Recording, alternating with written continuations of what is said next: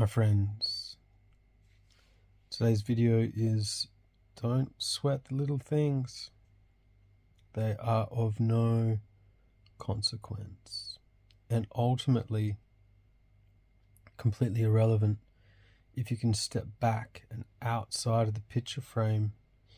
The drama of the day, these little things, when compared to a life,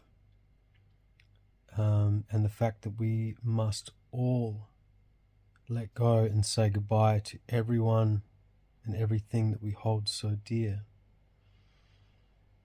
When you can die before you die, which is a great spiritual practice, you awaken to a higher state of consciousness. So if you've read my book, Limitless, Reconnecting with the Infinite Power Within, my mentor, my guide, my teacher, who, when I, the student, was ready, he appeared. My mentor, John, he taught me how to die. He taught me how to die with honor and grace, ultimately. When I went in to see him, he was so close to the end, and we spent countless hours diving into the depths of the human spirit, into consciousness and the meaning of this existence, and understanding the universal consciousness, what it is. And for me, heading into hospital, knowing he was so close to the end, I was scared shitless.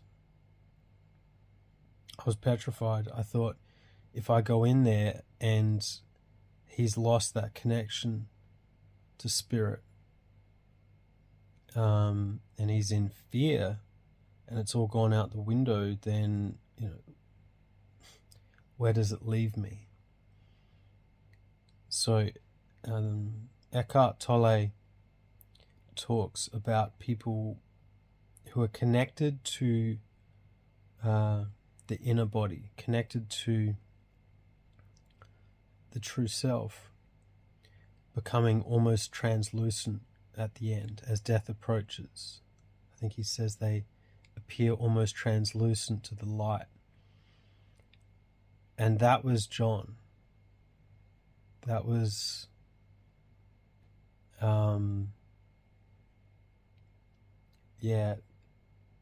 the only word I have is it was awe-inspiring to see that light in his eyes and an immense connection to his heart that I could feel. And he was showing compassion. He wanted, he was asking about me, he was asking about my family, and was looking forward to the next adventure. So John taught me how to die with grace, with honor, and he taught me about what really matters in this world. And there's more truth inside the heart, inside your heart, than we can find anywhere else, on the television or social media or whatever it may be. John taught me to look inside, which is the ultimate spiritual teaching, and to see what was a distortion inside myself, to come face to face with my pain body, the shadow, and to step into it. Learn to love that part of myself, and then send it on its way, so that you are no longer running from part of who you are. And I was 24. I was a young man and had just come out of critical head injuries and over 40 titanium plates in my head, a week in a coma and breaking my back in 6 places. This, second chance, this new lease on life, and I'd had this profound spiritual awakening in my coma that I couldn't integrate. That's the word. I didn't know how to integrate what I'd been through. And John was just this incredible gift on my path. What he helped me liberate inside myself, there is no, it's priceless.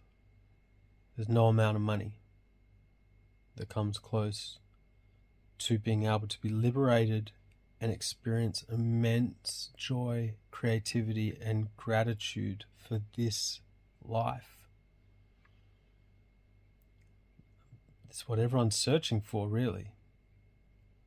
No amount of money is going to get you there. The weekend before my near-death experience, I met this unbelievably wealthy property developer. This old Italian man in his, gazillion-dollar house with multiple Ferraris and his glass elevator. And I was just there doing some work, doing some window tinting for this guy.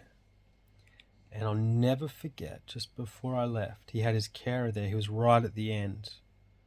He was right at the end. His health was not good.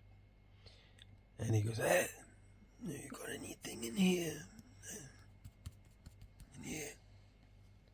I was like, "Yeah, man. I got my music. I love creating. I love poetry." And he said,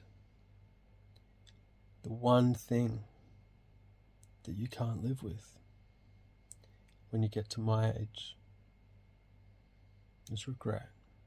He said it was the things that are in your heart, that are part of you, naturally in you. You were born with them, innate, that you don't pursue, that you turn your back on, was the one pill that you cannot swallow. And he said, "I have all of this." He was in a wheelchair and he put his hand out and he goes, "I've got all of this."